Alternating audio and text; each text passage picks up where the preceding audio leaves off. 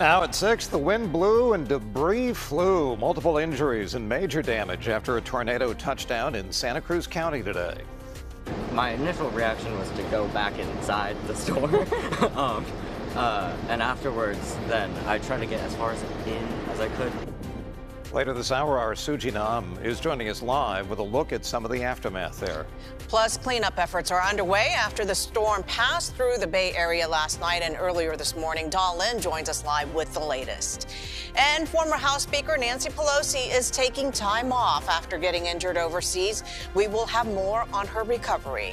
Good evening. We have confirmed a tornado did touch down in Santa Cruz County today. And you are watching video of the tornado in Scotts Valley. Wow. Scotts Valley police tell us the tornado caused severe damage and resulted in a number of injuries. No fatalities reported. But boy, is this rare. The tornado also tore through a parking lot, taking down trees and flipping over vehicles. Oh my God. Okay. Oh my God. Oh my God, no. Wow. That was Inside the Scotts Valley Square Shopping Center, right off Mount Herman Road, one witness describes the aftermath. The most shocking thing was seeing all of these people walking out towards the road where all the cars were flipped upside down.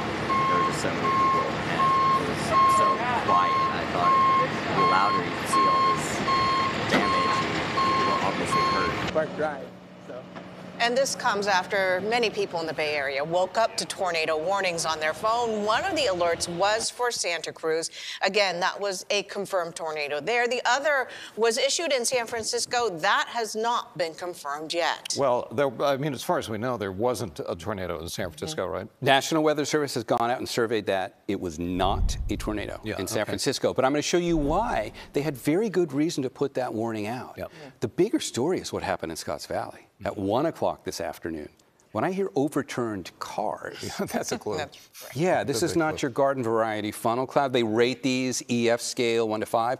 That's likely a 1 or a 2. That's like 110 mile an hour wind speeds. Boy, it was big. Somewhere around there. Let's put this in a little bit of context first. And the first thing we'll do, we'll go to the virtual map. I want to show you where this happened. So we'll set the stage there. What we're going to look at on here is the last 6 hours of radar data. And I'm going to play it kind of slow. Let's get that wide view all the way down off the coast so we can see all of the Santa Cruz Mountains, because Scotts Valley sits way down there on the southern end of it. I'm going to bring in the last 6 hours of radar and watch what happens out here. It's going to go slow, but you're going to see this cell, this bright red bullseye, comes in just around Davenport and then moves through Scotts Valley at about 10 after 1. And then things quiet down. That was it. We're going to look at it again with a little more detail, but there's your big picture perspective on this. It is a very quiet scene, Bay Area wide right now.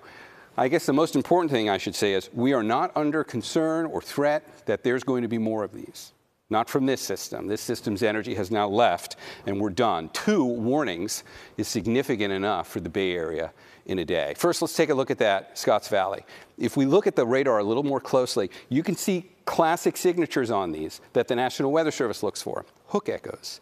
And that's where the radar, depiction of the radar, takes on that very look. Starts to look like a bit of a hook. This is as it came on shore here along the coast and then kind of interacted with the topography of the Santa Cruz Mountains, surprisingly managed to hold on to its intensity enough that it was still able to drop that tornado through Scotts Valley, but it doesn't really hold much structure. There's nothing really too insightful on the radar I have to show you for Scotts Valley. And besides, in this case, we've got all the confirmed images of the funnel cloud, of the damage.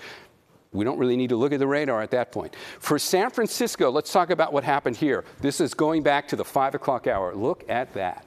Very intense line of thunderstorms right off the coast. Now watch what this turned into. And here's why the National Weather Service had to issue a tornado warning.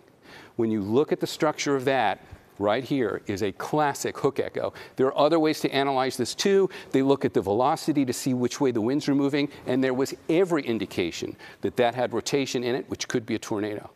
And so they issued that just a little before 6 a.m., and thankfully it didn't stay up long. By the time we got to about 10 after 6, it was only out as a warning for about 17 minutes, because by this point, as it weakened, they were able to take that warning down. So